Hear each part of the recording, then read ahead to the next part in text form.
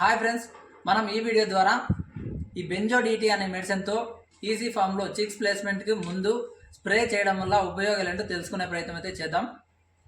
ఈ బెంజో డిటి అనే మెడిసిన్తో మనం షెడ్లో స్ప్రే చేయడం వల్ల పాత బ్యాచ్లో ఉన్న అలాగే అక్కడక్కడ మిగిలిపోయి ఉన్న సూక్ష్మజీవులు కానీ చిన్న చిన్న వ్యాధులు కానీ ఇలాంటి బ్యాక్టీరియాలు కానీ చిన్న మైక్రో ఆర్గానిజమ్స్ కానీ ఇలాంటి మొత్తం అన్నీ చనిపోవడం అయితే జరుగుతుందన్నమాట.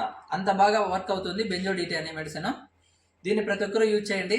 థర్మోఫాగర్ మిషన్తో స్ప్రే చేయడం వల్ల ఆ పొగ అనేది షెడ్లో ఉన్న ప్రతి అంచుకి చేరి పొగ అనేది సూక్ష్మంగా ఉంటుంది కాబట్టి సూక్ష్మంగా ఉన్న చిన్న చిన్న రంధ్రాల్లో కూడా పొగ ఈజీగా చేరి అదైతే అక్కడ ఉన్న సూక్ష్మజీవులన్నీ చంపేయడం అయితే జరుగుతూ ఉంటుంది. ఓకేనా? ఇప్పుడు మీకు లైవ్లో అయితే చూపిస్తున్నాను. థర్మోఫాగర్ మిషన్తో బెంజో డిటి మెడిసిన్ని యూజ్ చేసి ఏ విధంగా స్ప్రే చేస్తారో ఇప్పుడు లైవ్లో చూపిస్తున్నాను. వీడియో చివరి వరకు చూడండి. ఓన్లీ చిక్స్ లేని సమయంలో, అంటే చిక్స్ వచ్చేదానికంటే ముందు మాత్రమే స్ప్రే చేయడానికి మాత్రమే ఉపయోగించాలి. కోళ్ళు ఉన్నప్పుడు స్ప్రే అనేది అసలు చేయకూడదు. ఇది మాత్రం పూర్తిగా ప్రతి ఒక్కరు గుర్తుపెట్టుకోండి.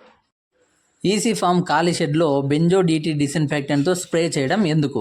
షెడ్లో బ్యాచ్ పూర్తయిన తర్వాత ఫ్లోర్స్ కానీ వాల్స్, ఎక్విప్మెంట్, కార్నర్స్ వంటి ప్రదేశాల్లో బ్యాక్టీరియా కానీ వైరస్ కానీ ఫంగస్ కానీ సూక్ష్మజీవులు మిగిలి ఉండే అవకాశం అయితే చాలా వరకు ఉంటుంది.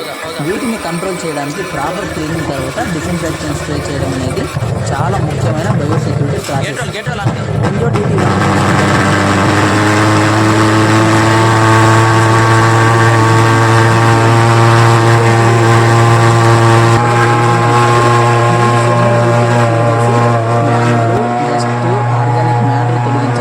ఎందుకంటే దట్ మరియు ఆర్గానిక్ మ్యాటర్ ఉంటే డిస్ఇన్ఫెక్టెంట్ ఎఫెక్టివ్నెస్ అనేది పూర్తిగా తగ్గుతుంది.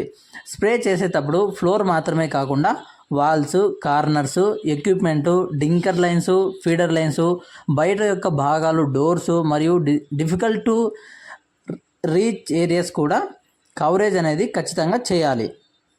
స్ప్రే చేసిన తర్వాత డిస్ఇన్ఫెక్టెంట్కు మ్యానుఫ్యాక్చర్ సూచించిన కాంటాక్ట్ టైం ఇవ్వాలి.